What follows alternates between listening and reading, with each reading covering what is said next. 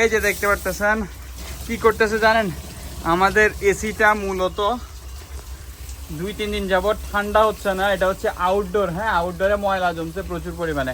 তো আমি একটু ট্রাই করবো আউটডোরটাকে আজকে কীভাবে ক্লিন করা যায়, এবং সাথে আছে আমাদের সকলের পরিচিত মহাবীর হায়দার, এবং দেখতে পারতেছেন মহাবীর হায়দার এইভাবে করে আমাদেরকে দেখতেছে। ধরো বাবা, এবার তুমি আমাকে দাও, এইভাবে ধরবা, এইভাবে, ঠিক আছে, এইভাবে ধরবা, এইভাবে।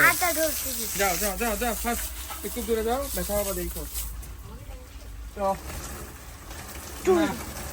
তুমি একটু ট্রাই করবা তখন। যাই হোক, আমরা এখন আউটডোরটা ক্লিন করতেছি। আপনারা দেখেন আউটডোরটাকে একটু ভালো মতো দেখাও, গাছ দেখাও, পর আমরা আউটডোরটা বাইক সাইড থেকে দেখানোর চেষ্টা করবো। এইদিকে আমরা যদি আসলে আমার বাসার যেহেতু এখানে অনেক গাছপালা আছে, এখানে প্রচুর পরিমাণে ইঁদুর আছে। তো এই যে দেখতেছেন এই পাশটা হচ্ছে অনেকগুলো পাতা টাতা কালেক্ট করে ইঁদুরগুলো। দ্যাট মিনস এইখানে মূলত হচ্ছে কি ইঁদুরগুলো ম্যাক্সিমাম টাইমে আমি যেটা দেখি এইটাকে কি বলে পেয়ারা পাতা কালেক্ট করে, এবং পেয়ারা পাতাগুলো কেন জানি ওরা ভেতরে ঢুকায়, এগুলোতে হয়তো তারা বাসা বাঁধতে চায়।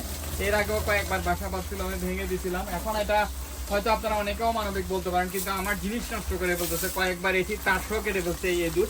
আর এগুলো কোনো একটা বড় ইঁদুর না, এগুলো একটা ছোটখাটো ইঁদুর, যার নাম হচ্ছে লেংটি ইঁদুর। এই লেংটি ইঁদুরগুলো অনেক সময় জিনিসগুলো নষ্ট করে। তো আমরা ট্রাই করি আপনাদেরকে দেখানোর জন্য বাবা একটু পরিষ্কার ভালোভাবে কিভাবে করা যায়, আপনারা কি দেখতেছেন কিনা। তো এই যে রাইট সাইড, এটা আসলে আপনারা যদি রেগুলার একটু ক্লিন করেন, এটা শুধু ইঁদুরের জন্য না, বালি টালি পড়েও অনেক সময় বাইট সাইড ময়লা হয়ে যায়। তা আমাদের উচিত জিনিসগুলো একটু ক্লিন করা, আর এগুলোর যদি আমরা রেগুলার ক্লিন করতে পারি, আমার মনে হয় পরিষ্কার হওয়া সম্ভব। আর আপনারা এসি পরিষ্কার করতে গেলে 1,500-2,000 টাকা নিয়ে ফেলে ওরা, যে এটাকে সার্ভিসিং করে। আর সার্ভিসিং করলে ওরা মূলত ময়লাটাই পরিষ্কার করে, কারণ গ্যাস খুব একটা সবসময় পাল্টানো লাগে না। আমার কাছে যেটা মনে হয় আমি সেটাই আপনাদেরকে বলার ট্রাই করলাম। অ্যান্ড এই যে দেখতে পারতেছেন আমি একদম খুব ভালোভাবে যতটুকু সম্ভব আমার এই সাইড থেকে যতটুকু সম্ভব, কেননা উপরে উঠা করাটা সম্ভব হয় না, কারণ আমার থেকে এই মুহূর্তে যে ইনগ্রিডিয়েন্টসগুলো প্রয়োজন, ওরা যে ইনগ্রিডিয়েন্টসগুলো ইউজ করে বেসিক্যালি স্প্রে করার জন্য, এরকমই ওরা স্প্রে করেই পরিষ্কার করে, ইনসাইড আউটসাইড দুটোটা করে। তো ইনসাইড আমরা এখন করতে পারবো না, কারণ ঘরে ময়লা হয়ে যাবে, ওদের থেকে অন্যান্য জিনিস থাকে যে ঘরে পানিটা কম পড়ে। আর আমি যেহেতু বাইরের সাইড সুযোগ পাইছি, বাইরে স্প্রে করার সুযোগ পাইছি, বাইরেরটা আমি যতটুকু সম্ভব পানি দিয়ে পারতেছি ক্লিন করে দিতে। বর্ষাকালে খুব একটা লাগে না, কারণ হচ্ছে বর্ষাকালে এমনি বৃষ্টির পানি থাকে, দ্যাটস ওয়াই।